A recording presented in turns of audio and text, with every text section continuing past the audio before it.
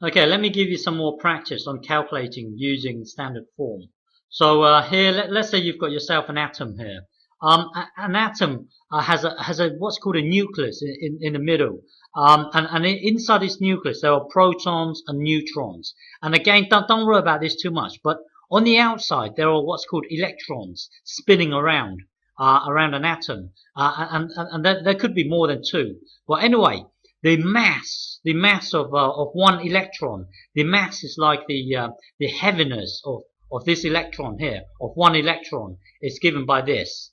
Okay, so the mass or the heaviness of this one electron is given by this number here. Okay, now suppose I have this many electrons. How many? Sorry, find the mass of this many electrons here.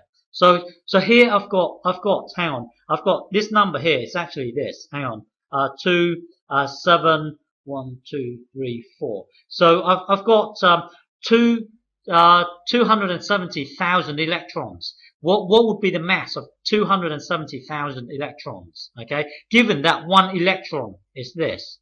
Well, let's reverse this. Let's say this is the mass of one electron. Now, if I say what is the mass of 3 electrons, then you would times this by 3. Okay, so just remember that this is just a number, and then you times it by 3. So here now I'm asking you to times it by this number here, but we are working in standard form. So basically, what I'm saying is get this number times by this number, and that will give us the mass of this many electrons. Okay, so press pause and have a go, and express the answer in standard form. Okay, so press pause and have a go. Okay, so it's just a matter of getting this number times it with this number here. So what we've got here is hang on, 9.1 times 10 to the power of minus 31 times 2.7 times 10 to the power of 5. Okay, so in effect, we've got this here times with, well, this block times with this block times with this block times with this block here. Let's merge this block with this one here, because later on this one can merge with this one easily. Okay, so it's just a matter of getting 9.1 times 2.7 times 2.7. So let's multiply this without a decimal for the time being. So 7 times 1 is 7. 7 times this would be 63. Okay. Now 2 times 1 is 2. This would be 18. So add the 2 together. 7, 5, 14, 2. And now 1 decimal place, 2 decimal places. So 1, 2. So our decimal place will be here. Let's get rid of this. Well, anyway, you can jump to a calculator. Just get this times this, and it should give you this. Okay. So going back to here, when you merge this block with this block here, it will give us 24.57. Okay. So this times this would be that. Okay. Now merge this with this here. Remember, if I give you x to the power of 2 times x to the power of, let's say, 7, then you would get this add this. So here, this times this. Well, we can just add these two together.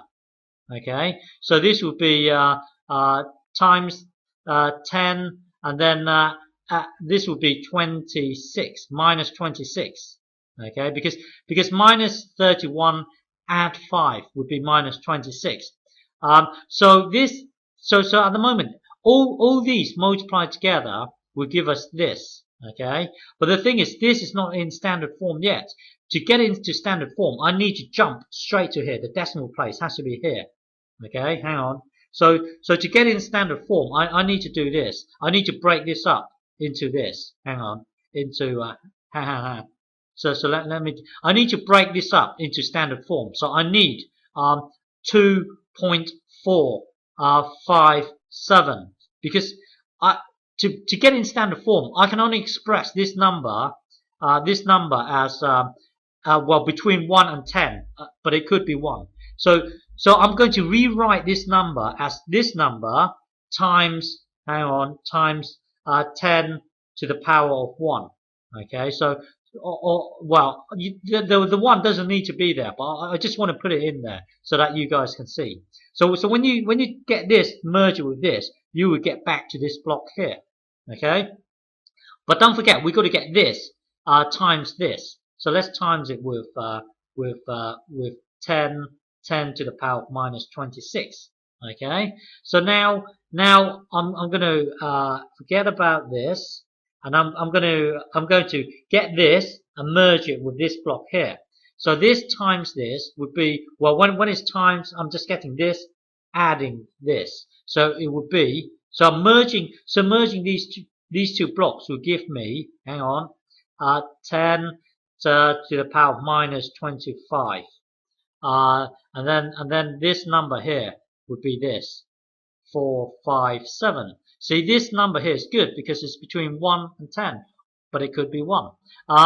So the overall answer would be this, 2.457 times 10 to the power of minus 25 kilograms. Because if you go back to the original question, this is a mass here. Remember, a mass is the heaviness of something. So the heaviness of the mass of one electron is given by this here, and then we're timesing it by the number of electrons. That would give us the answer in kilograms.